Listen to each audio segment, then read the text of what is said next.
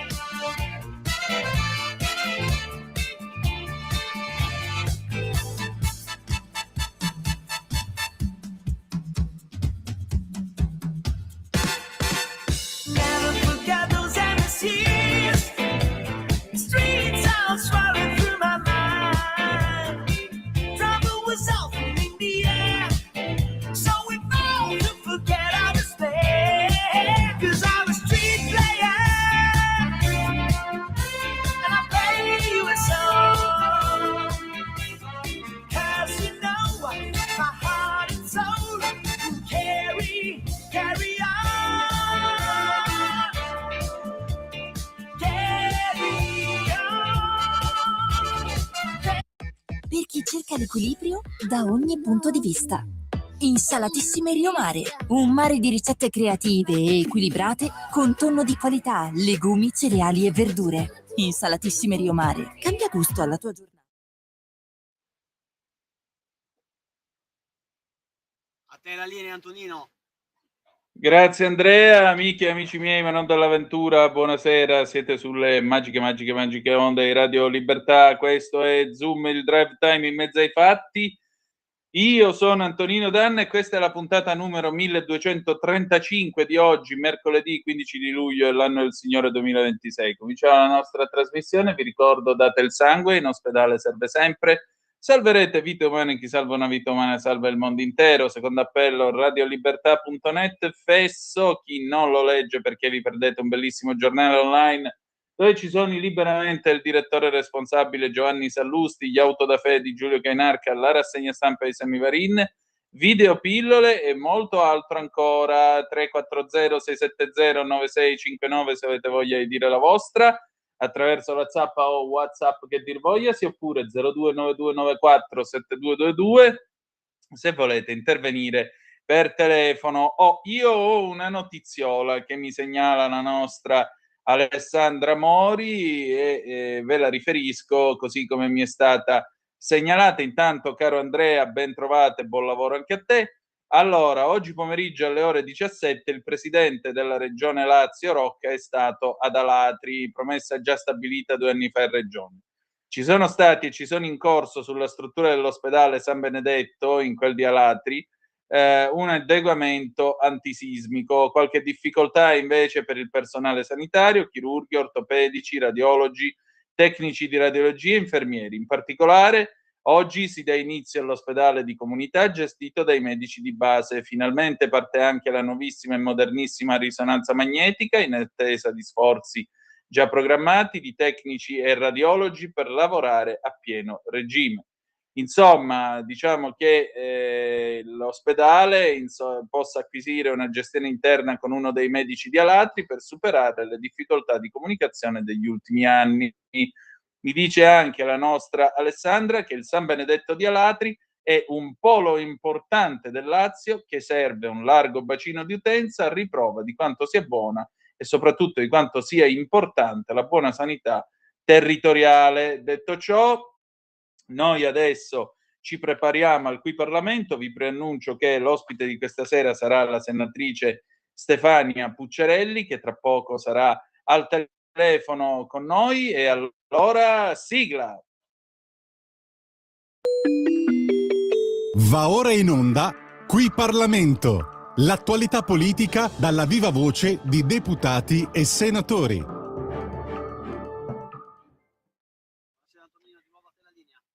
Grazie, io saluto la senatrice Stefania Pucciarelli, buonasera e ben trovata. Buonasera anche ai radioascoltatori di Radio Libertà. Senatrice, che caldo, peccato che non si possa avere il caldo con l'autonomia differenziata, ci tocca uniforme. E invece con l'autonomia a che punto siamo? Beh, diciamo, domani mattina dovremo procedere con la votazione delle risoluzioni che di fatto verranno votate appunto in aula, risoluzioni che riguardano schemi di intesa preliminare tra il governo e le 4 regioni che hanno chiesto maggiori forme e condizioni particolari di autonomia, che sono la Liguria, il Veneto, la Lombardia e il Piemonte. Quindi nella giornata odierna si sono svolte quelli che sono gli interventi per la discussione generale che, ripeto, finirà domani mattina, dopodiché ci saranno degli ordini del giorno da votare, poi le dichiarazioni di voto e il voto insomma delle risoluzioni. Quindi domani chiuderemo questo provvedimento.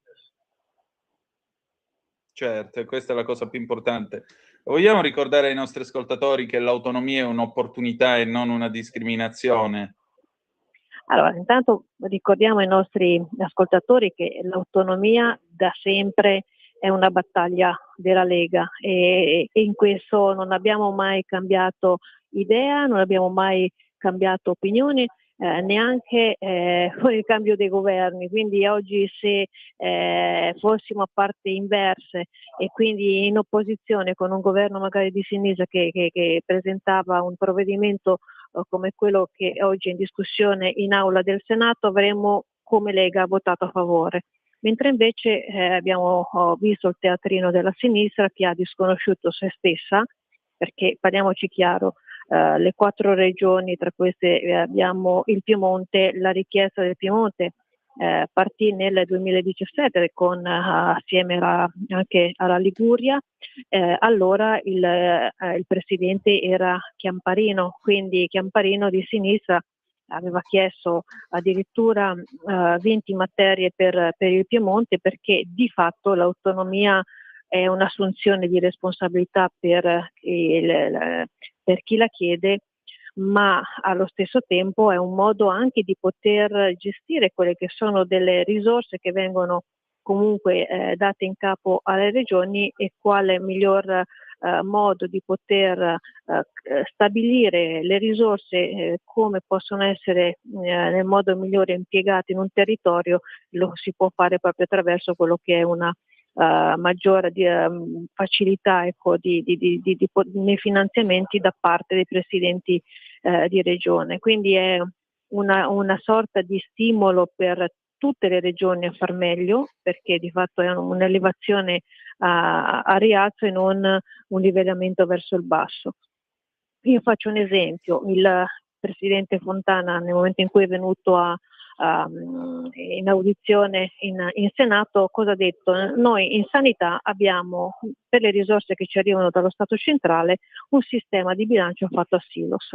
Quindi succede, e succede ahimè anche spesso, che questi silos, che hanno all'interno delle risorse destinate per funzioni ben precise, puoi avere in uno di questi silos avere esaurito il contenuto, mentre invece un silos con ancora una capienza che magari non andrai neanche a utilizzare. Quindi questa capienza poi non spesa riviene inviata al governo centrale. Quindi noi, attraverso l'autonomia, cosa si dice? Le risorse che vengono inviate dal governo centrale devono avere una propria discrezionalità nell'impiego, e si traduce in che cosa?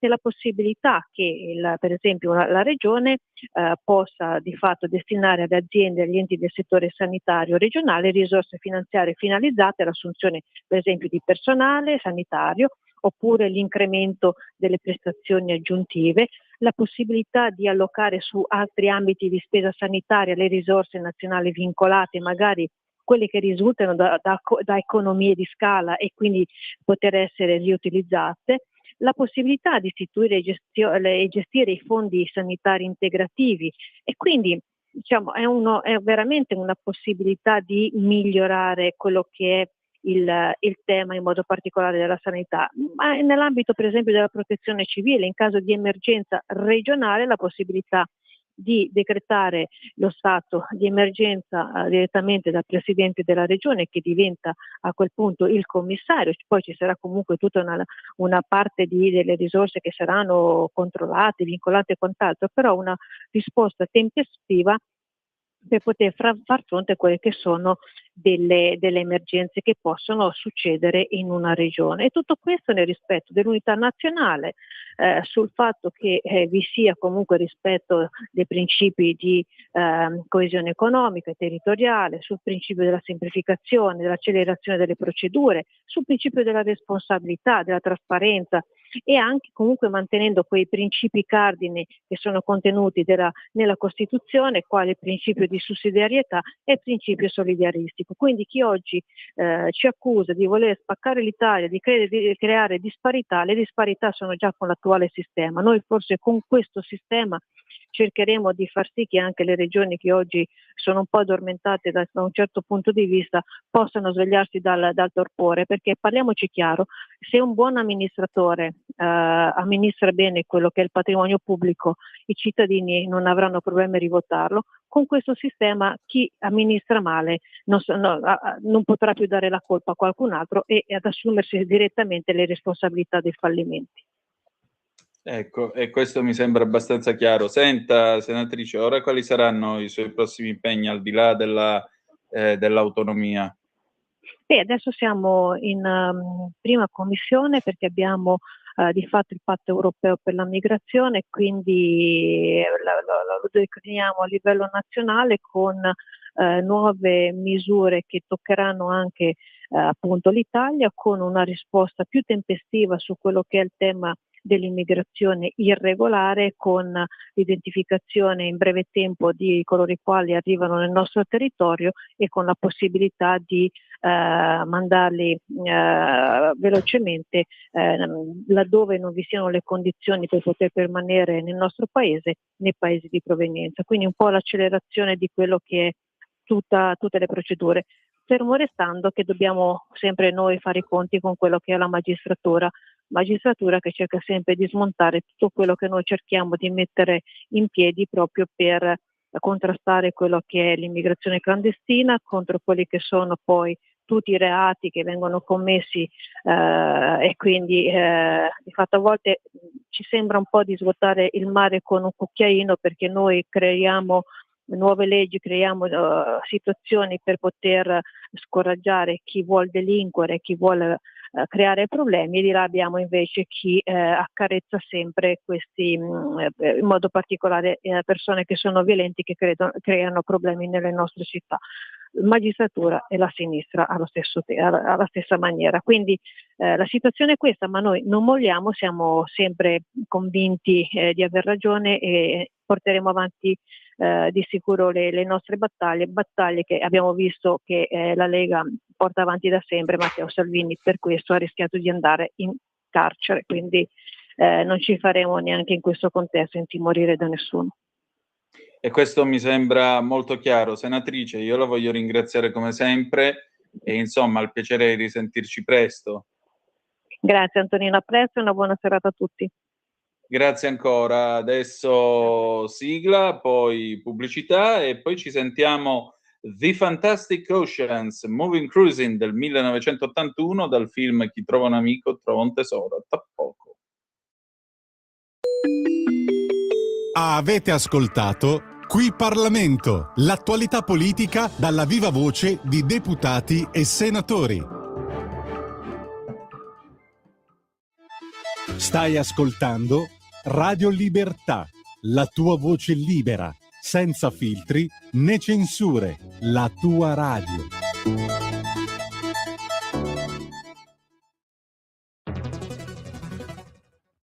C'è chi te la racconta sbagliata e chi te la racconta male. C'è chi te la racconta tagliata e chi te la racconta al contrario e chi non te la racconta affatto. QDS te la racconta giusta. Ogni giorno la tua terra, il suo presente, le sue attese, la sua volontà di rinascita.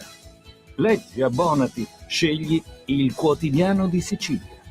L'informazione giusta per crescere insieme.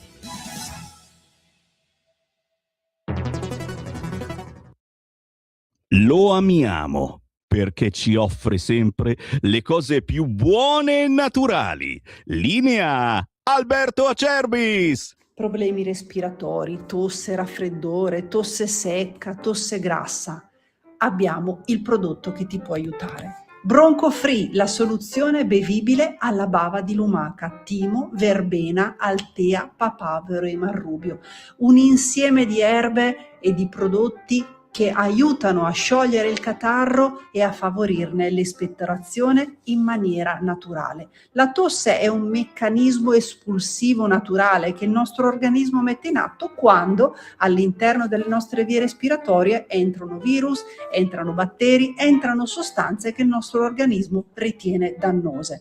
Come fare per calmare la tosse? Bisogna sciogliere il catarro e favorirne l'espettorazione attraverso un mucolitico naturale. La bava di lumaca, infatti, attraverso gli enzimi litici in essa contenuti, aiuta a sciogliere appunto il catarro e aiuta la sua espulsione. Abbiamo un'offerta straordinaria per voi stamattina. Se dite ascolto Radio Libertà e chiamate lo 030 68 40 408, 3 flaconi di Bronco Free a 59 euro, e se dite ascolto Radio Libertà voi non pagate le spese di trasporto e in più avete uno splendido omaggio. Chiamate adesso 030 68 40 408.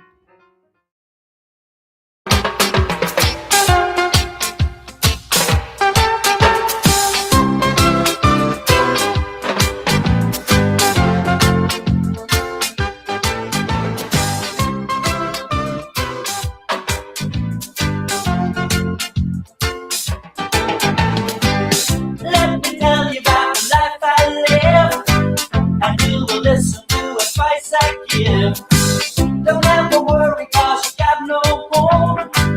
You got your freedom if it's so alone. Moving, moving, moving, moving. Cruising, cruising, cruising, cruising. Moving, moving, moving, moving. Cruising, cruising, cruising, cruising.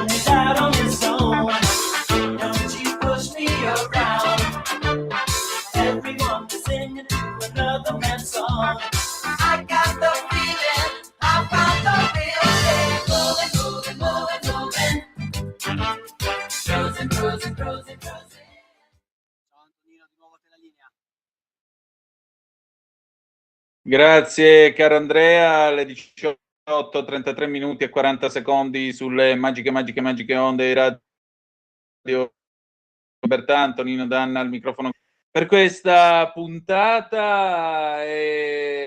Antonio Zennaro slitterà di circa 15 minuti, io vi do delle notizie. La notizia è che Mario Roggero è stato condannato in via definitiva. Di questo battelanza uccise 2 banditi, condannato in via definitiva il gioielliere Mario Roggero. I legali si costituiscono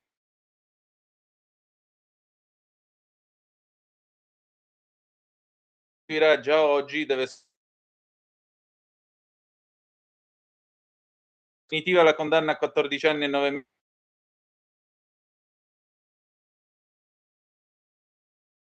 mesi in Cuneo, accusato di aver ucciso 21. I giudici della prima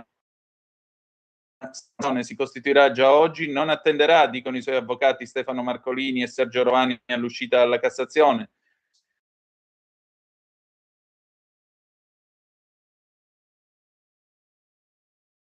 Su dove andrà più avanti.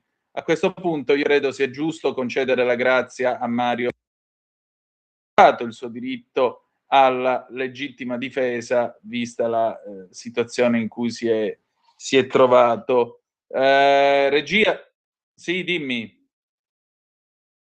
Regia, mi senti? Sì, sì. Perfetto. Tornando a noi. Allora, andiamo a vedere l'ADN Cronos. Intanto apriamo il telefono 0292947222 se voi volete commentare questa notizia. Diventa definitiva, scrive la ADN Cronos, diventa definitiva la condanna a 14 anni e 9 mesi per Mario Roggero, gioielliere di Grinzane Cavour, che nell'aprile 2021, a seguito della rapina subita nel suo negozio, uccise 2 rapinatori e ne ferì un terzo. Lo ha deciso la Cassazione, che ha rigettato il ricorso presentato dalla difesa dell'imputato contro la sentenza della Corte d'Assise d'Appello di Torino. In primo grado il gioielliere era stato condannato al Tribunale di Asti a 17 anni. Il gioielliere ha sempre sostenuto di aver reagito per proteggere se stesso e la propria famiglia presente in quel momento in negozio, mentre secondo l'accusa i colpi sarebbero stati esplosi quando il pericolo era cessato perché i rapinatori erano in fuga. Lo scorso dicembre la Corte d'Assise d'Appello di Torino l'aveva condannata a 14 anni e 9 mesi di carcere, rivedendo in parte la sentenza emessa in primo grado ad Asti, che aveva previsto una pena di 17 anni.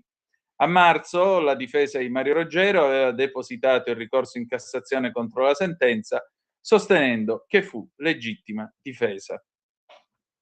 Dovrei avere, vediamo un attimo se la troviamo, forse c'è, appunto, Matteo Salvini ha parlato di sentenza ingiusta e segnatamente andiamo a vedere, eccoci qua, Matteo Salvini su Instagram, in tantissimi stiamo con Mario Roggero, vi leggo questa sua dichiarazione, vediamo se riuscite a sentire la sua voce. Stiamo con Mario Roggero, marito, padre, nonno, lavoratore per una vita, che arriva a 72 anni per essere mandato in carcere perché ha reagito a un'aggressione, a un furto, a una rapina nel suo negozio, nel negozio di famiglia da una vita con la moglie e con la figlia.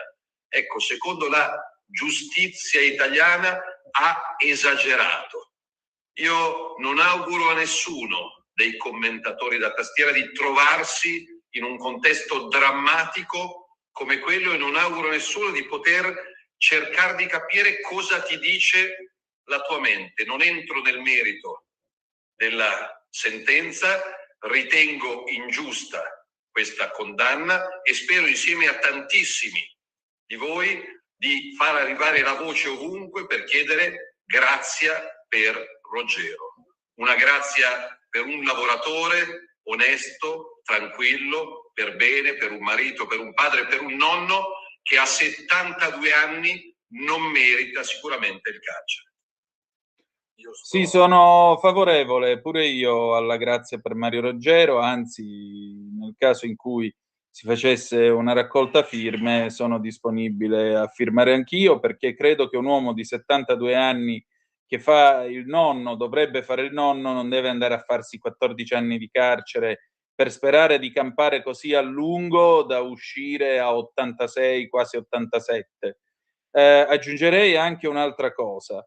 Deve pagare per che cosa? Per quale motivo? Per quale motivo deve pagare questo signore? Cioè, qual è la colpa di Mario Roggero? Aver difeso sua moglie? Aver difeso il suo negozio che già era stato rapinato? 3 contro 1 al mio paese non è regolare, tanto per cominciare. Secondariamente c'è un fatto: non si può stabilire, sancire quasi l'impunità per il ladro. Un ladro che sceglie di entrare con la pistola dentro un esercizio deve essere pronto ad accettare il fatto che l'esercente possa avere una pistola e possa sparargli e ammazzarlo. Non ci sono garanzie sindacali o tutele di legge per i ladri, perché il furto è un reato. Minacciare di morte la signora Roggero, come a quanto pare uno di questi galantuomini avrebbe fatto, non mi sembra regolare, oltre all'ingiustizia del furto. E mi dispiace, io credo che sia ampiamente il caso di graziare il signor Roggero e soprattutto dargli la possibilità di vivere la sua vita serenamente. Vedete, ora spunterà sicuramente il solito fenomeno della tastiera che dirà: "E vabbè, ma quello allora che ha picchiato l'extracomunitario, l'iracheno a San Benedetto del Tronto non stava difendendo". No, non stava difendendo un cacchio di niente. Quello era uno che stava menando un tale, che c'aveva 2 di petto e 2 e 3 di pressione, un disgraziato in mezzo alla strada. Vannacci tra l'altro lo ha pure scaricato e lui si è pure lamentato. Quindi i 15 minuti di popolarità di cui parlava Andy Warhol sono finiti. Qui stiamo parlando di una legittima difesa, che è cosa ben diversa. Qui stiamo parlando di un tentativo di rapina con delle serie minacce di morte che hanno spinto Roggero a reagire alla rapina e a uccidere i rapinatori. Ma stavano fuggendo. Ma provateci voi a stare mentre ti puntano un ferro addosso e ti minacciano la moglie di morte. Provateci voi. E poi che fai? Li fai scappare. E poi che fai? Non cerchi di reagire a tutto questo? Appena puoi reagisci. Appena puoi reagisci.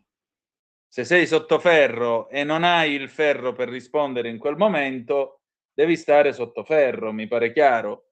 Ma nel momento in cui la situazione ti permette di acchiappare l'arma, è chiaro che spari e l'ammazzi. Chi tra di voi non avrebbe fatto come il signor Roggero? Chi tra di voi non l'avrebbe fatto? Persino io l'avrei fatto, avendo avuto un'arma. Io non ho armi, non ho porto d'armi, non uso armi e non ne detengo. Ma certo, in un mestiere del genere, con tutti i rischi che comporta, davanti a una cosa del genere,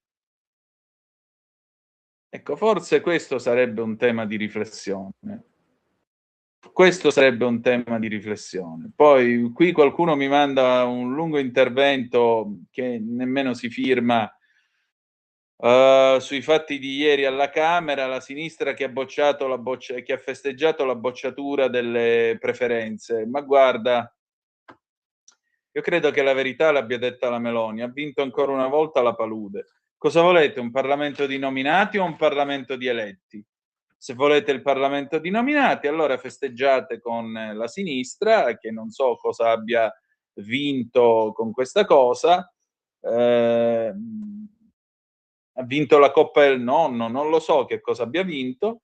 E allora festeggiate tutto ciò, festeggiate il fatto che viene un segretario di partito e ti dice tu sì, tu no. Ma io sono più bravo. Sì, ma sono io che decido chi è che fa le liste. Che problema c'è? Volete un Parlamento di nominati? Ieri avete avuto la vostra risposta. E questa è stata la risposta che è stata data soprattutto a quelli che fanno tanto i garanti della democrazia e della Costituzione più bella del mondo. La democrazia è libertà di scelta. Se tu mi neghi le preferenze, io non posso scegliere e devo subire il fatto che una Schlein si alzi domani mattina e decida lei chi è che deve mettere nell'elenco. Un Parlamento di nominati. Quindi o io mi prendo il blocco tutto intero oppure ciccia. Poi si meravigliano che la gente non va a votare, poi si meravigliano che la gente non ha fiducia nella politica. Le uniche cose che hanno saputo fare questi qui sono state dire di no al referendum della magistratura, che è stata veramente una scena indegna, tutta la pubblicità che è stata fatta da gente che non ha mai aperto un libro di costituzionale in tutta la sua vita, però siccome è un influencer, un attore qua e là, aveva seguito e quindi la sua parola, la sua idea contava più di quella di Sabino Cassese, fior di giurista, che sarebbe anche un magnifico presidente della Repubblica, solo che un po' troppo avanti con gli anni. E poi adesso ci troviamo davanti a questi qui che esultano perché non ci sono le preferenze nella legge elettorale. Complimenti. Complimenti. Che problema c'è? Che problema c'è? Avanti così. Vabbè, dunque le 18:45, il telefono è sempre aperto allo 0292947222 se volete intervenire, oppure 340-670-9659 se volete dire la vostra attraverso la zappa o il WhatsApp, come meglio preferite. Vediamo un po'. Che altre news abbiamo? Inghilterra-Argentina, allerta massima, vietato ogni riferimento alle isole Malvinas.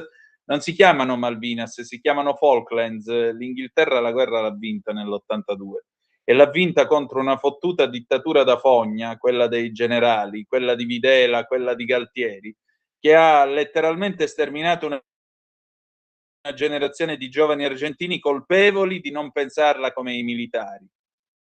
Ogni tanto, ecco, a me sta cosa che ogni volta che si parla delle isole Falkland, qua, là, le Malvinas, quella, cioè uno dovrebbe magari ricordare che proprio in virtù della vittoria degli inglesi nel giugno del 1982, la dittatura argentina andò in frantumi e l'anno dopo poté tornare alla democrazia e poté votarsi un presidente e poté cominciare un cammino di verità e di giustizia, soprattutto nei confronti dei boia, di Videla e tutti gli altri, che per fortuna alla fine sono andati, anche grazie alle mamme di Plaza de Mayo e a tutta l'ostinazione di chi ha lottato contro quella dittatura da fogna che ha creato i desaparecidos, ricordiamo anche questo. Ecco, alla fine, per fortuna, si è arrivati a un momento di giustizia in cui questi vecchi, ormai vecchi, sono andati a morire in carcere, almeno questo.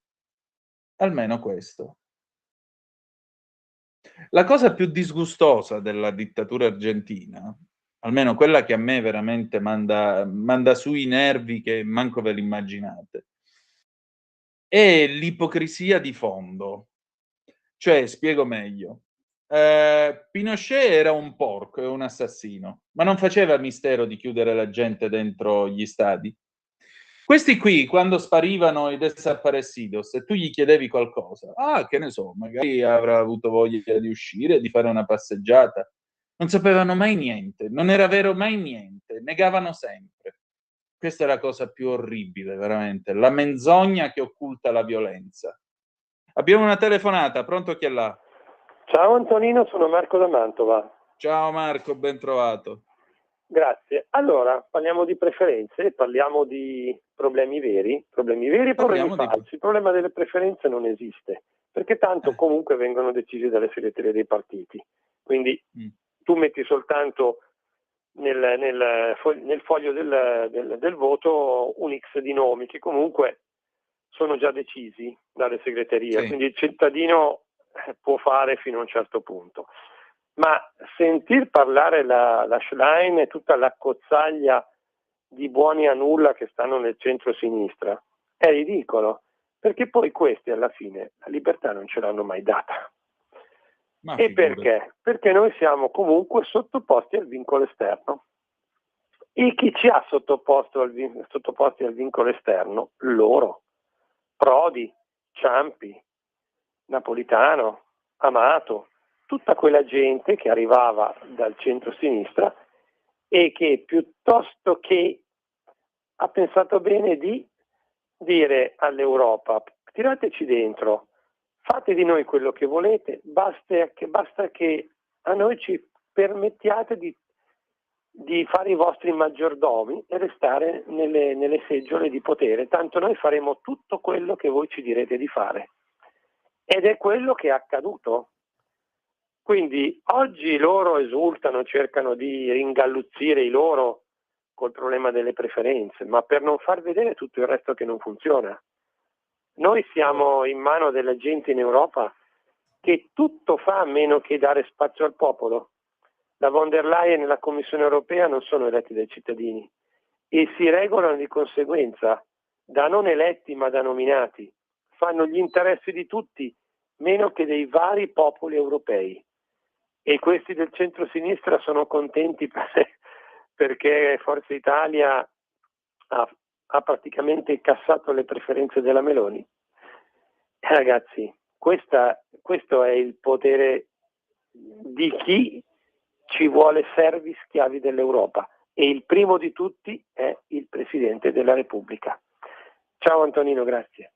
Ciao, Andrea, vedi se riusciamo a trovare l'amico Antonio Zennaro, che tra poco dovrebbe essere di nuovo, diciamo così, rintracciabile, così vediamo di ritrovarlo. Nel frattempo, ma guarda, resta il fatto che in questo paese ci vuole una difesa seria della democrazia. Abbiamo bisogno di difendere questa democrazia, abbiamo bisogno di vivere in una democrazia che sia tale, ribadisco, rispettando il diritto di scelta dei cittadini. Il diritto di scelta. E mi pare che ultimamente scelta non ce ne sia stata data molta. Comunque, va bene, allora le 18, 50 minuti e 50 secondi, che dire di più, noi proseguiamo la nostra trasmissione e in particolare il telefono è aperto allo 0292947222 e in particolare vediamo che altro c'è tra le notizie della sera, le notizie che arrivano sul nostro schermo naturalmente e diamo questa occhiatina sullo schermo. Santanchè, bancarotta e truffa allo Stato, l'ex ministro rischia un nuovo processo a Milano, PM parlamentare dei Fratelli d'Italia avrebbe ricevuto dividendi e compensi in assenza di bilanci solidi. Poi ancora, bocciato emendamento dei Vannacciani sulle preferenze, l'opposizione e la maggioranza non c'è più, fermatevi. Sì, poi si sono svegliati sudati. Valditara sullo striscione di Cesena, Italia agli italiani, è un'affermazione condivisibile. Il ministro è intervenuto sui 2 studenti che hanno esposto lo striscione al liceo Monti di Cesena lo scorso giugno. Dopo le decisioni assunte dal consiglio di classe, ho avviato una verifica in corso con l'ufficio scolastico dell'Emilia Romagna. Ancora l'incidente di Paolo Belli, morto 41enne travolto dalla bici, il cantante è sotto shock. A quanto prende la DN Cronos, il cantante sconvolto non riesce a rilasciare dichiarazioni.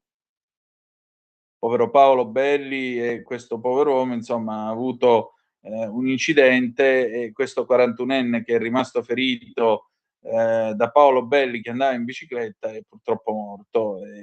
Dispiace perché è una storia di 2 brave persone, sia Belli che questo povero Cristo. Spiace davvero che si sia chiusa in questo modo. Omicidio di Saman Abbas, la sentenza definitiva, la Cassazione conferma le condanne per i familiari. Iran, media, colpita dagli USA l'isola Hengam nello stretto di Hormuz, Teheran, nessun negoziato al momento. Ancora, Genova, studente francese in Erasmus trovato morto a letto, era in Italia da 10 giorni. E poi nella comunicazione tutti pazzi per l'intelligenza artificiale, ma la regina è sempre la stampa. Giù gli influencer. Ebbene, sì. Poi, che altro abbiamo di interessante? Inchiesta sugli arbitri, la Procura di Milano indaga l'Inter e la archivia, cosa cambia per i nerazzurri? Milano, insulti contro gli ebrei, il rapper Sacchi rischia il processo. Ponte Morandi, domani la prima sentenza, la D di Autostrade, chiediamo scusa, è esigenza morale. Covid, medici radiati vengono reintegrati, Burioni e Bassetti, vergogna. L'Ucraina, Trump pronto a fare un accordo presto, la Russia colpisce un mercantile a Odessa, il marito del ministro Roccella, ricerche senza sosta nel lago di Vico, sommozzatori da Taranto, Roma, Reggio Calabria, le operazioni vanno avanti da oltre 2 settimane. Roma, lite con spari in strada a Trastevere, ferito un 26enne, dice sempre la DN Cronos, la vittima un giovane senegalese avrebbe ripreso l'aggressore che stava urinando, rintracciato e arrestato un 33enne romano. Infine sicurezza, da norme antimaranza ad abolizione del risarcimento in eccesso di legittima difesa, ecco le nuove misure. Andiamo a vederle allora. Eccoci qua. Via libera al DDL che di fatto andrà a integrare il pacchetto sicurezza approvato il 5 febbraio scorso. Scrive l'ADN, dalle norme antimaranza all'abolizione del risarcimento del danno a carico di chi viene condannato per eccesso di legittima difesa, misura ispirata al caso del gioielliere Mario Roggero che il 28 aprile del 21 sparando uccise i rapinatori, ritrovandosi una richiesta di 3,3 milioni di euro da parte dei loro familiari. Sono alcune delle novità approvate oggi al Consiglio dei Ministri, contenute nel DDL disposizioni in materia di sicurezza e per la prevenzione del disagio giovanile, nonché di ordinamento, organizzazione e funzionamento delle forze di polizia e del Ministero dell'Interno, che di fatto andranno a integrare il DDL approvato nel pacchetto sicurezza il 5 febbraio scorso. La prima norma antimaranza consiste nel divieto d'aggregazione. In particolare si prevede una nuova ipotesi di avviso orale del questore col quale si dispone appunto tale divieto. La misura è volta a potenziare gli strumenti a disposizione delle forze dell'ordine per arginare e contrastare la proliferazione degli episodi di violenza e vandalismo da parte di bande giovanili e le correlate manifestazioni di degrado urbano e disagio sociale, che costituiscono una grave minaccia per ordine e sicurezza pubblica. La seconda invece riguarda l'estensione dell'applicazione del fermo preventivo anche ai minorenni. La misura introduce modifiche all'articolo 11 bis del DL 59 del 78, recentemente novellato all'articolo 7,2 del DL 23 2026, il cosiddetto decreto sicurezza 2026, estendendo appunto il fermo di prevenzione ai soggetti anche minori di 18 anni rispetto ai quali, nel corso di specifiche operazioni di polizia destinate alla prevenzione di reati che turbino l'ordine e la sicurezza pubblica in luoghi caratterizzati da consistente afflusso di persone, sussista un fondato motivo di ritenere che pongano ad essere condotte di pericolo per la sicurezza pubblica in relazione a circostanze di tempo, luogo e elementi di fatto, ad esempio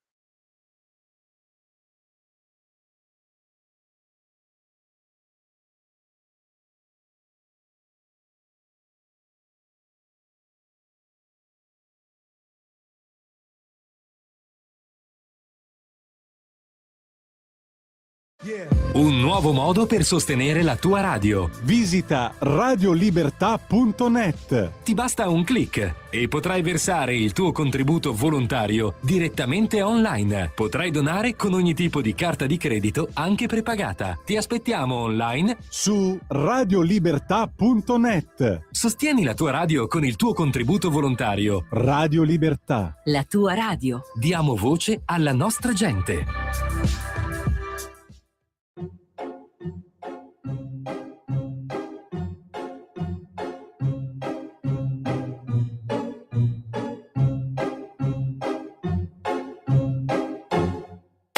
I'm sitting here in the boring room. It's just another rainy Sunday afternoon. I'm wasting my time, I got nothing to do.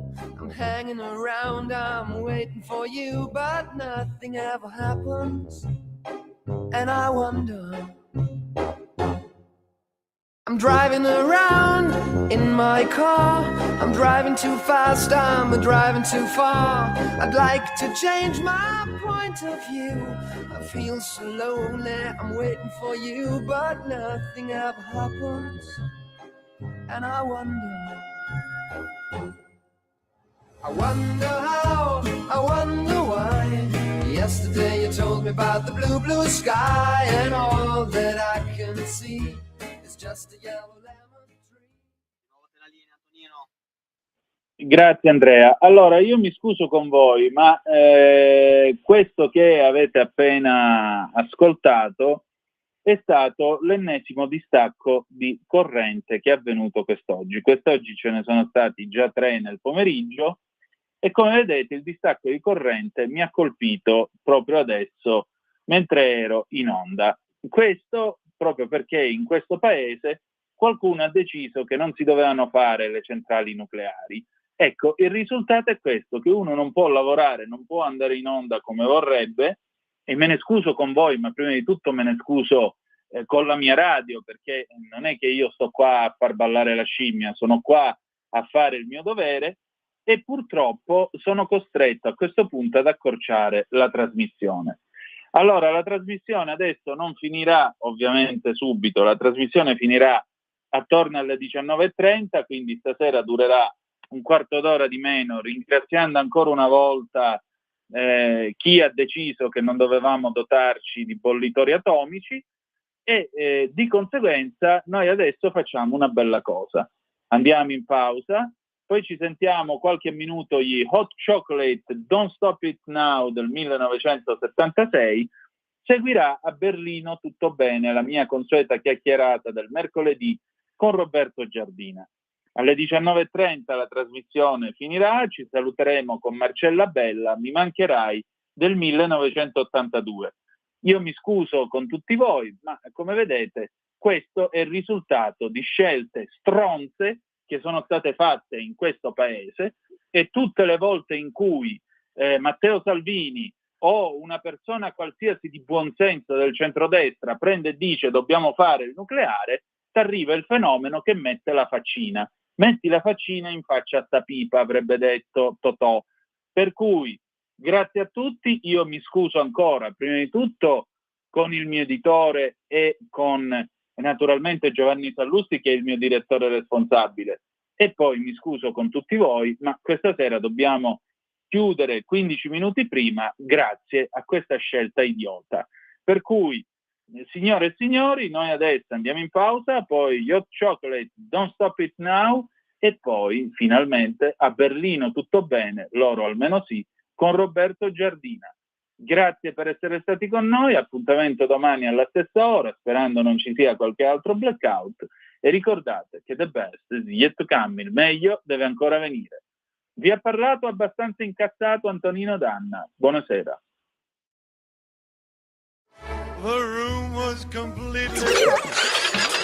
Stanco di perderti i tuoi programmi radiofonici preferiti? Vorresti la tua musica, le tue voci amate sempre con te, ovunque tu vada? Radio Libertà, l'applicazione che trasforma il tuo smartphone e tablet nella tua radio personale. Scaricala ora, è gratis per i dispositivi Android e iOS. Avrai tutta la programmazione quotidiana di Radio Libertà a portata di mano. Scopri di più su radiolibertà.net. Semplicemente la tua radio. Stai ascoltando Radio Libertà, la tua voce libera, senza filtri né censura. La tua radio. porta con te ovunque Radio Libertà. Scarica la app per smartphone o tablet dal tuo store o dal sito radiolibertà.net. Cosa aspetti?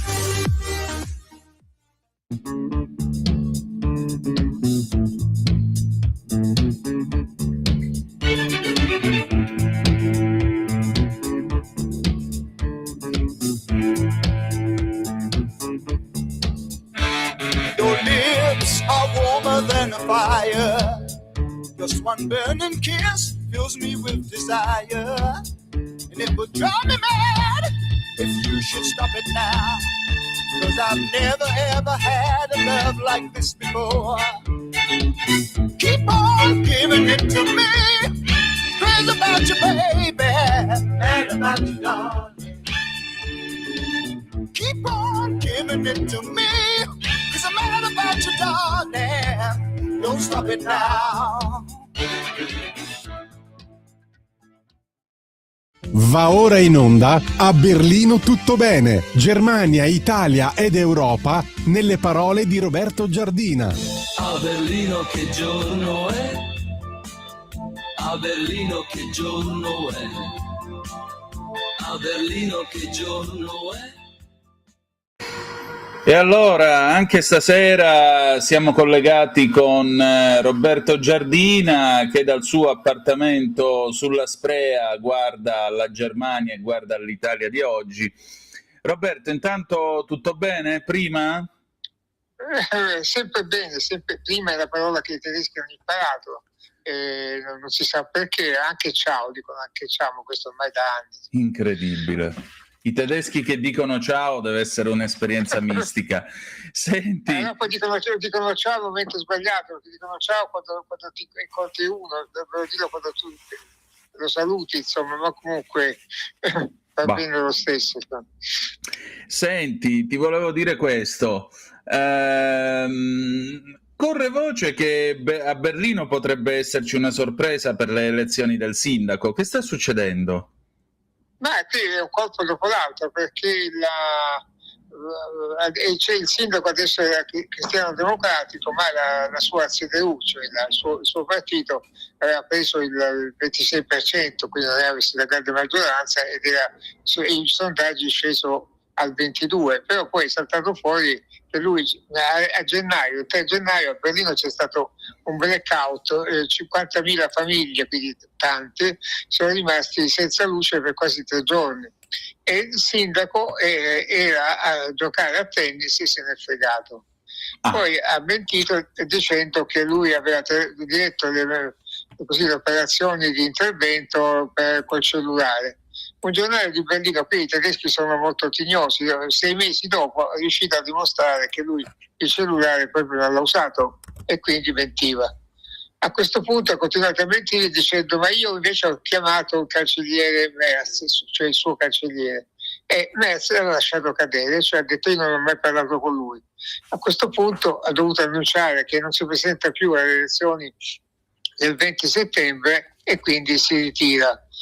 Continua a essere sindaco per 2 mesi, ma intanto immediatamente la sua CDU è piombata dal primo posto al quarto. Al primo posto è salita la Link dell'estrema sinistra, seguita dai Verdi, dall'AfD, il partito dell'estrema destra, e all'ultimo posto i socialdemocratici, che sono alleati di Merz nel governo federale. Quindi è un altro schiaffo in faccia anche al governo centrale, diciamo. E quindi probabilmente a settembre avrò una giunta municipale rosso-verde, cioè Link, socialisti, socialdemocratici e i Verdi, che naturalmente è già la vecchia giunta, la precedente era una giunta di sinistra più Verdi, è stata disastrosa. Il programma è veramente utopistico, cioè vogliono così statalizzare tutte le grandi imprese immobiliari, cioè questi hanno degli appartamenti e il Berlino li requisisce e dice: però servirebbero 40 miliardi di euro. A questo punto dicono: beh, li paghiamo in 20 anni. Il risultato sarebbe che nessuna impresa internazionale, non solo di edilizia, investirebbe più un euro o un dollaro a Berlino. I Verdi poi vogliono rendere Berlino città auto free, cioè senza auto entro 9 anni, 35, quindi l'auto serve anche a chi ha bisogno di andare al lavoro, anche perché la metropolitana funziona sempre peggio, continuamente le linee vengono interrotte, quindi è chiaro che Berlino è una città in cui si vive sempre con più difficoltà, e quindi ricorrere all'utopia, diciamo, è un suicidio. Mamma mia, senti, ma ecco, stavo pensando una cosa, no? Qui c'è un giornale che va a vedere i tabulati telefonici, presumo, quello che vuoi, per sgamare il sindaco di Berlino, fargli fare una brutta figura, e quello ne prende atto e dice: vabbè, non mi ripresento.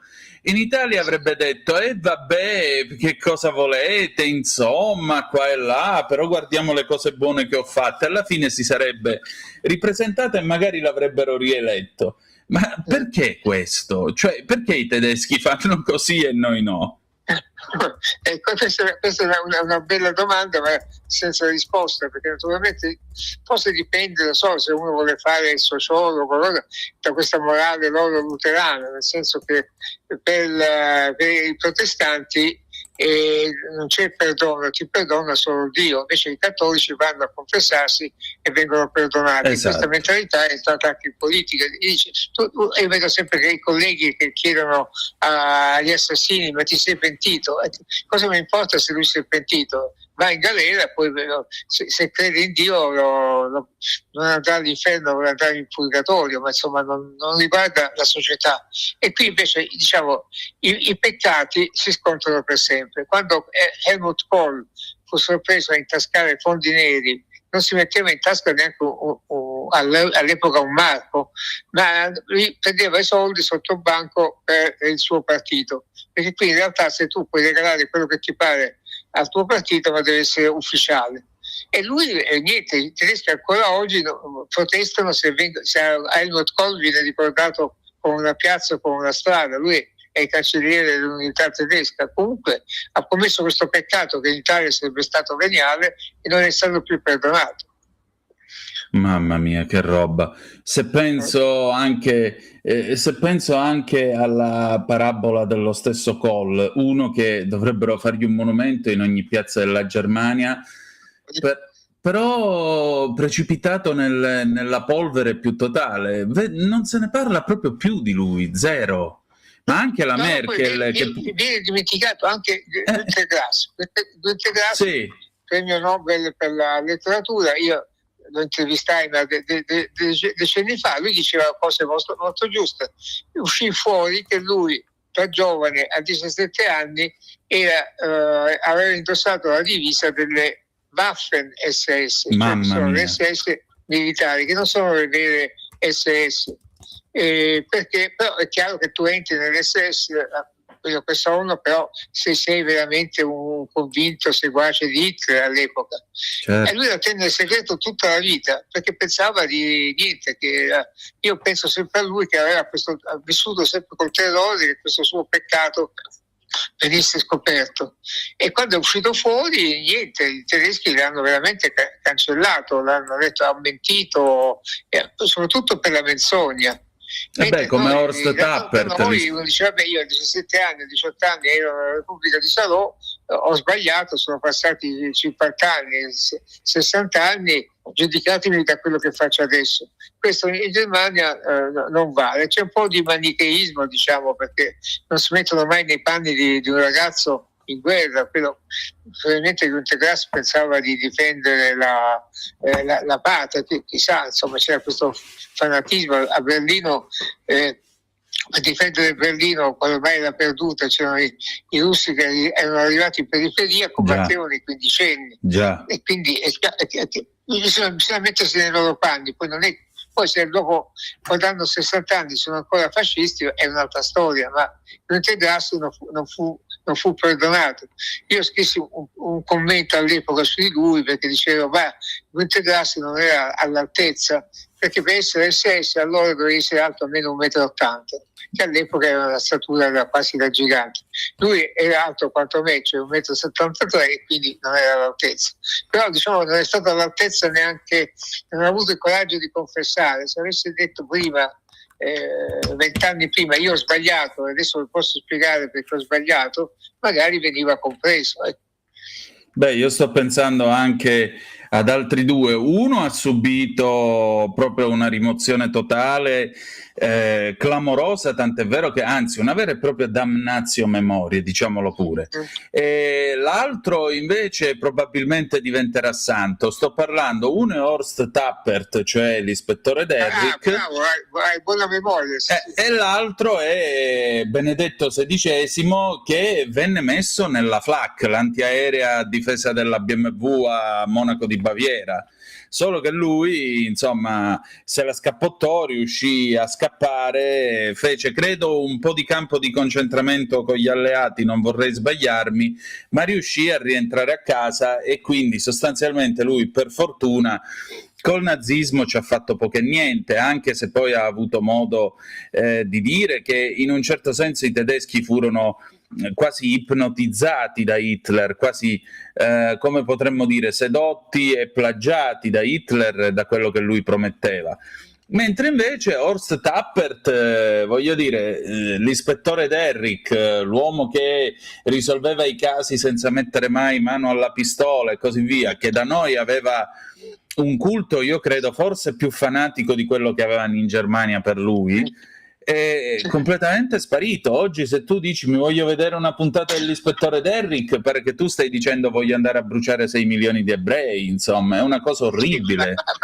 Ma in Germania il Derrick non viene più trasmesso da nessuna TV privata o cose, forse lo vedi su YouTube, non so, ma comunque non lo trasmettono più. Però voglio difendere un po' Ratzinger, perché Ratzinger in realtà la sua famiglia era naturalmente bavarese, erano cattolici. Sì. I cattolici bavaresi sono sempre stati antifascisti, è vero. in realtà. Però lui aveva 17 anni, viene richiamato alle armi. Se lui non si presentava, veniva mandato veramente in un campo di concentramento o diciamo al limite fucilato. Quindi andò, non sparò mai neanche un colpo. Poi lui era sempre anche nell'antiaerea, quindi a un certo punto negli ultimi 20 giorni, cioè nell'aprile del 45, ha disertato e lì veramente rischiava grosso. Ma non è stato non ha indossato una divisa da SS. Lì Günter Grass ha un po' cercato di dire, ma anche Ratzinger, è stato Günter Grass a tirarlo fuori, però il paragone è diverso. Poi, sì, molto goffo. Io non so, diciamo, per me io giudico un papa anche sotto la chiave, diciamo, non religiosa, proprio come capo di Stato.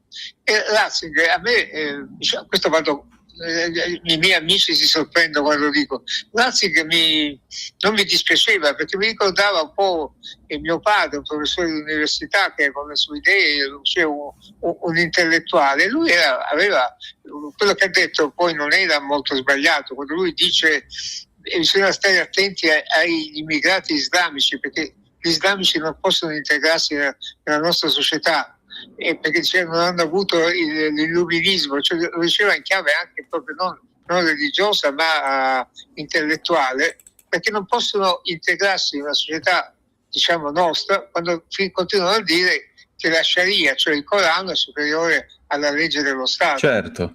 E quindi questo lo diceva un papa, ma non in chiave da papa, diciamo. Lo diceva da chiave, diciamo, da ideologo, sociologo, intellettuale, storico. Quindi a me non dispiaceva Ratzinger, perché aveva anche il coraggio di andare controcorrente.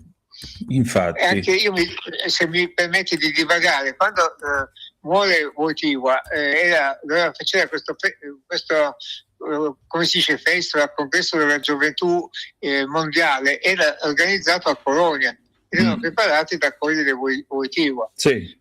E venne Ratzinger, e io me lo ricordo perché a Colonia sembrava di essere sul Gange, il Papa passava su un battello lungo il Reno e c'erano i fedeli con i piedi nell'acqua lungo le due rive, quindi sembrava E lui però la sera disse: voi giovani siete bravi, però dovete ricordarvi che dovete andare a messa domenica prossima, aiutare gli anziani. E poi aggiunse una frase proprio che era, diciamo, quasi una stoccata contro Wojtyła, e diceva: io sono contro il consumismo, anche contro il consumismo della fede. Cioè, sì. Detto da un papa mi stupì e lo apprezzai.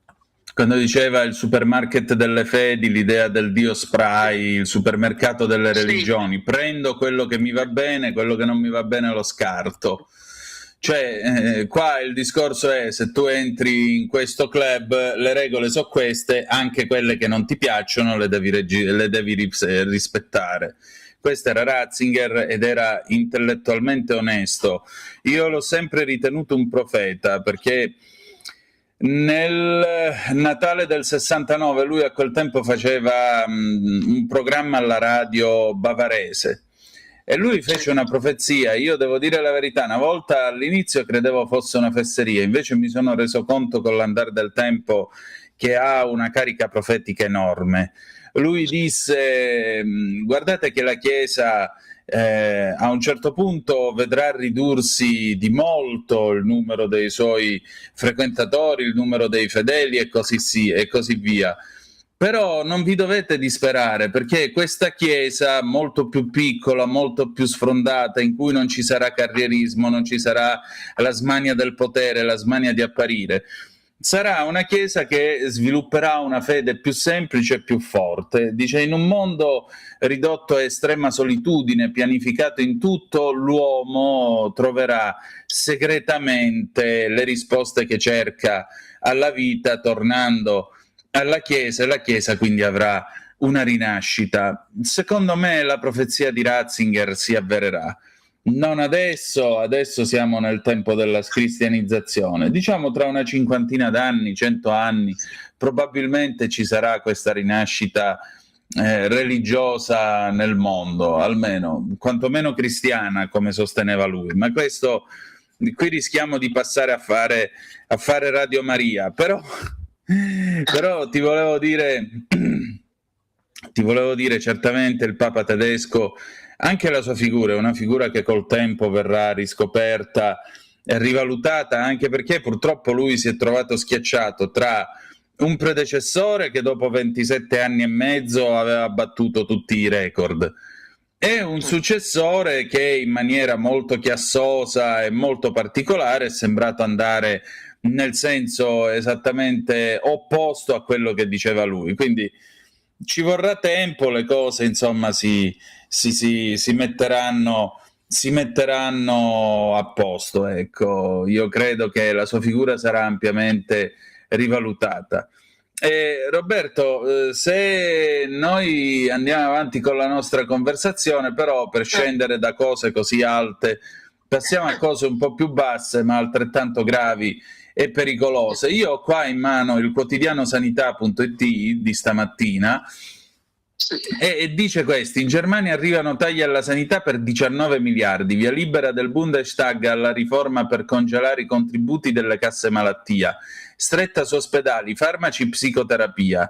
Il Parlamento tedesco approva il GKV, Beitragsstabilisierungsgesetz, il maxi provvedimento con cui Berlino punta a contenere la crescita della spesa sanitaria e stabilizzare i contributi dell'assicurazione sanitaria obbligatoria. Il pacchetto vale circa 19 miliardi di euro di risparmi nel 27 e interviene su finanziamento pubblico, ospedali, industria farmaceutica, cure ambulatoriali con partecipazione dei cittadini. Insomma, noi qua abbiamo il problema delle liste d'attesa, ma voi lì manco ve la passate bene.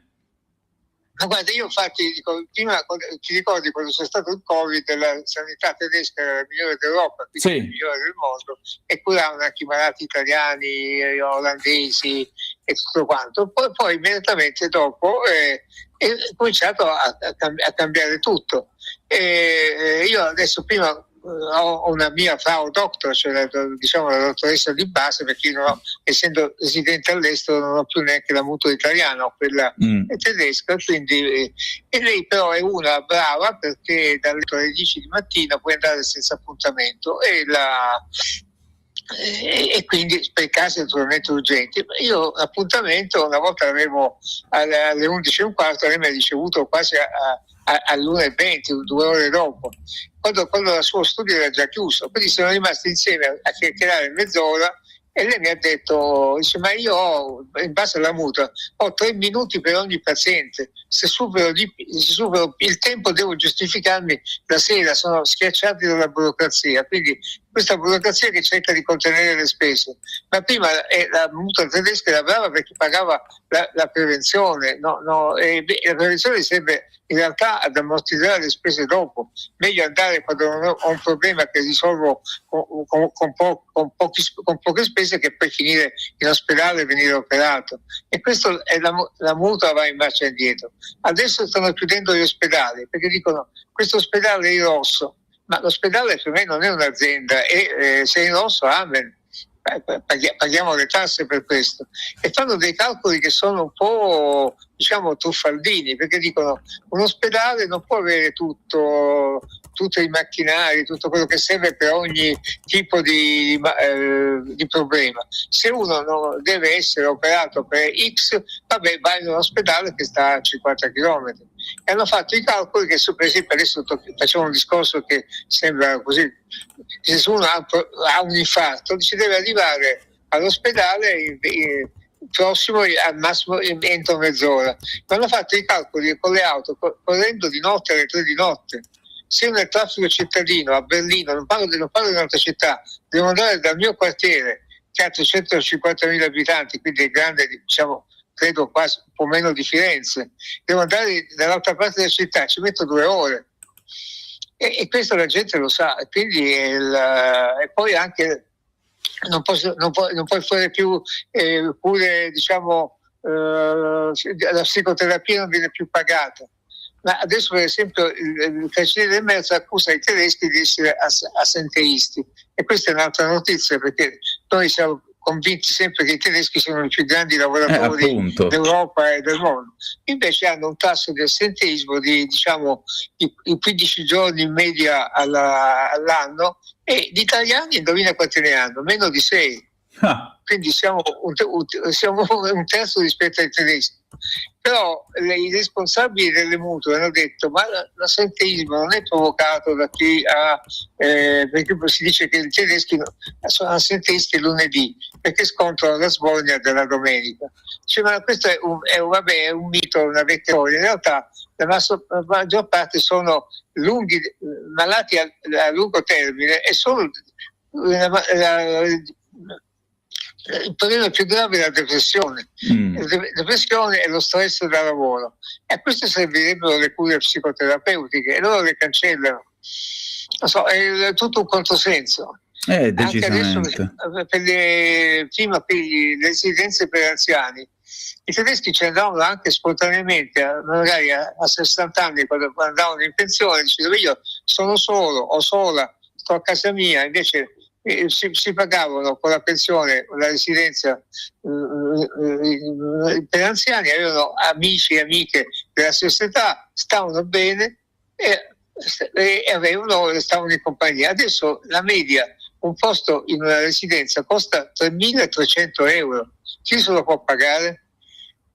Certo. E questo è perché è aumentato le spese per il personale, è aumentato tutto, ma questo è normale. Però dico, qui cosa fai? Dico, è chiaro che c'è un malcontento generale. Senti, oltre a questo, nel frattempo in Germania, leggo sempre su Sky TG24 stavolta, sempre più a secco il Reno, che con i suoi 1326 km è uno dei fiumi più lunghi d'Europa.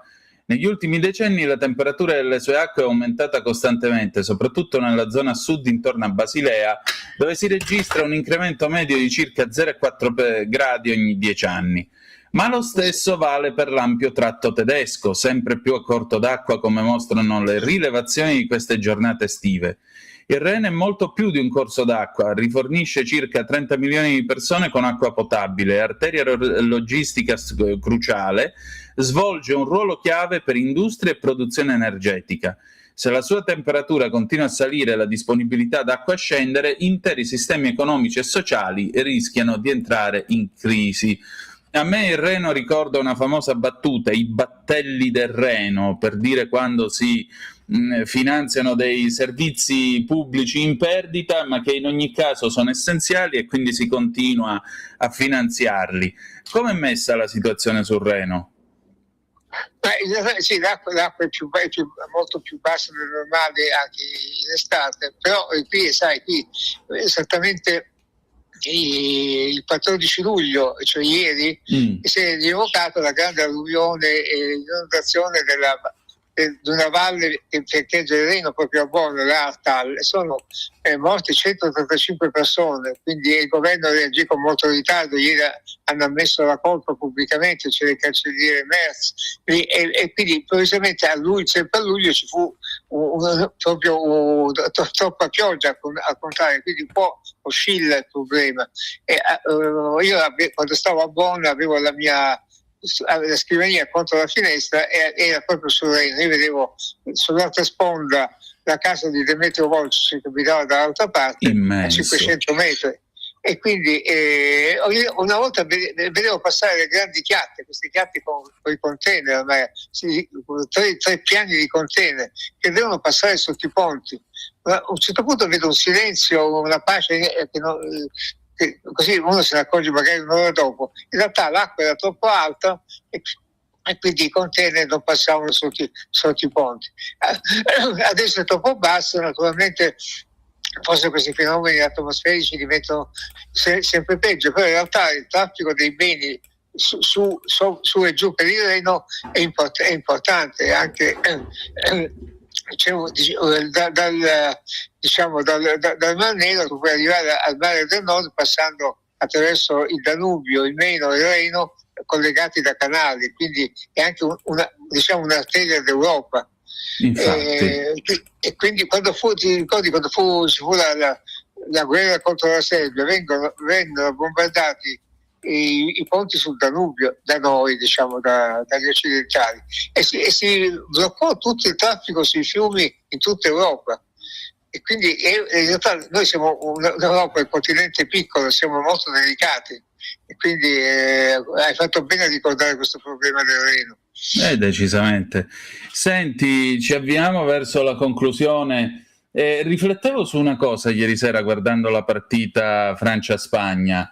Vabbè, al di là dell'eventuale Schadenfreude che ieri notte molti tedeschi hanno sfogato vedendo la Francia prendersi 2 pere dagli spagnoli, ma com'è il rapporto tra Germania e Francia oggi? Perché sappiamo che nell'84 c'è stata la grande riconciliazione, ci fu Kohl che si teneva per mano con Mitterrand e così via, ma si è davvero creata questa fraternità tra Parigi e Berlino? Poi tra l'altro ieri è stata l'ultima festa nazionale con Macron al timone, quindi anche qui come cambierà il rapporto eventualmente tra Francia e Germania se davvero dovesse vincere la Le Pen? Ma lì il problema è che naturalmente adesso c'è una rivalità tra Merz e Macron, che sono, diciamo, le due, un cancelliere e un presidente della Repubblica in crisi, perché Macron adesso la sua quota di credibilità è scesa ai minimi termini. Merz solo il 13% dei tedeschi gli dà la sufficienza, quindi, lui è da 14 mesi al potere, non è mai accaduto un crollo così repentino per un cancelliere in Germania, quindi quindi Merz vuole la leadership militare in Europa, che Macron pensa di avere lui, anche perché ha la Francia le bombe atomiche, però in realtà l'Europa è nata dalla ritrovata intesa tra Francia e Germania grazie a De Gaulle e a Adenauer, cioè i due nemici di ieri trovarono un'intesa, e poi si aggregò l'Italia e poi gli altri, eravamo in 6, adesso siamo in troppi, quindi in realtà l'asse franco-tedesco è basilare per l'Europa. Se vince Le Pen naturalmente è grave per i tedeschi, anche per il resto d'Europa. A settembre forse la prima regione tedesca nell'Est dell'era avrà un primo ministro regionale dell'AfD, dell'estrema destra. Non avviene dal 1933, quando Hitler conquistò il potere. Adesso il paragone dell'AfD col nazismo è esagerato, secondo me, però è uno shock per i tedeschi. Quindi diciamo che un'intesa che diventa sempre più critica, perché sono due paesi in crisi. È proprio questo il problema, perché poi a cascata ricade su di noi. Ma noi altri ci possiamo avere un buon gioco in tutto questo, o possiamo solo guardare e sperare che il dramma non si faccia ancora più pesante? Dovremmo averlo, perché ai tempi, diciamo, di Moro, di Craxi, e in realtà questo asse Parigi, allora Bonn, ma insomma Francia e Germania, era un triangolo. C'era anche l'Italia che sapeva giocare di sponda senza essere vassallo di nessuno, ma al momento eravamo sempre il paese dopo di loro con l'economia più forte d'Europa, quindi se l'Italia si buttava con i tedeschi o con la Germania o con la Francia, riusciva a essere decisivo, ma bisognava sapere giocare così. Ed in realtà il vizio italiano è stato sempre di guardare verso la Francia, forse perché il francese sembra una lingua più facile, cosa che se lo vuoi parlare bene poi non lo è, e quindi poi in realtà i francesi pensano di essere i primi d'Europa, non sopportano neanche i tedeschi, si pensano di essere migliori, e ci hanno sempre trattato dall'alto in basso, cioè sfruttano i cugini italiani solo quando gli servono e dopo ci dimenticano. Quindi in realtà dovremmo guardare un po' più verso la Germania, anche per questa Schadenfreude, cioè questa parola tedesca che gli italiani hanno imparato, cioè la gioia per i guai dell'altro, è un po' suicida, perché dalla crisi per esempio dell'auto tedesca dipendono 300.000 posti di lavoro in Italia, quindi stiamo attenti. Infatti, senti, allora concludiamo la nostra chiacchierata. Tra l'altro, che si mangia oggi, visto che è quasi ora di pranzo? In Germania qui c'è molto buona la cartoffeln salate, che che le patate bollite però con cipolla, aceto, cose che è una cosa fresca perché è fredda, e quindi come contorno, anche come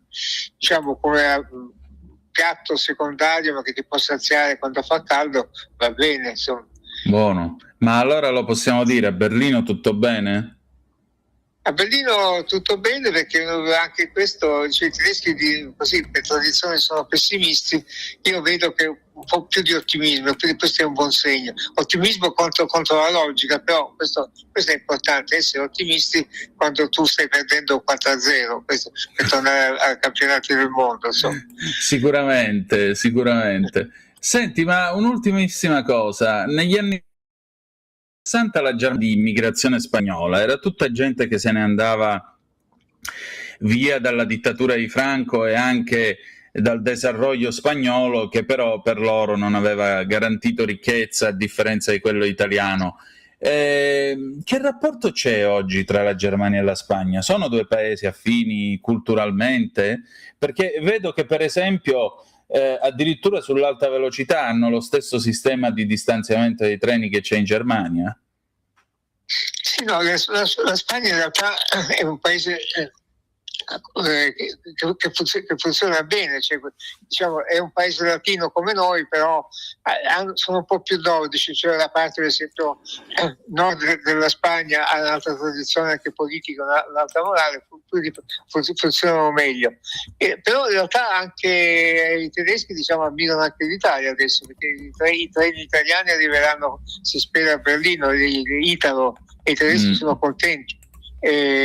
Dicono che l'Italia adesso ha un governo stabile da 4 anni, che è una novità, e quindi diciamo che stanno cambiando giudizio sull'Italia che funziona. Poi hanno cambiato a distinguere tra nord e sud Italia, ma senza neanche tanti pregiudizi, insomma, perché in realtà c'è poi un rapporto culturale fra la Germania e il sud d'Italia, perché non hanno dimenticato che i Borboni hanno governato il regno delle 2 Sicilie, quindi i Normanni, non dimentico i Normanni. Certo. La tomba di Federico II a Palermo ha sempre dei fiori sulla tomba di Porfido Rosso, e sono fiori lasciati dai turisti tedeschi.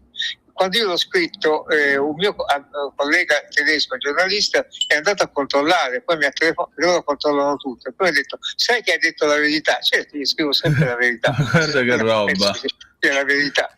E quindi, diciamo, adesso sto esagerando questo rapporto culturale. In realtà il rapporto culturale tra Germania e Italia è molto forte, mentre i francesi pensano di essere superiori in tutto, anche ad altre righiere, quindi sì. Diciamo, stiamo chiacchierando d'estate, quindi facciamo le cose in maniera un po' così da chiacchiera, ma c'è un grande fondo di verità sotto. Va bene, allora Roberto, grazie, ci ritroviamo il 22 luglio allora. Grazie a te, Antonino, a presto. Avete ascoltato A Berlino tutto bene, Germania, Italia ed Europa nelle parole di Roberto Giardina. A Berlino non penso mai si può vivere, non sogno mai. Stai ascoltando Radio Libertà, la tua voce libera, senza filtri né censure, la tua radio.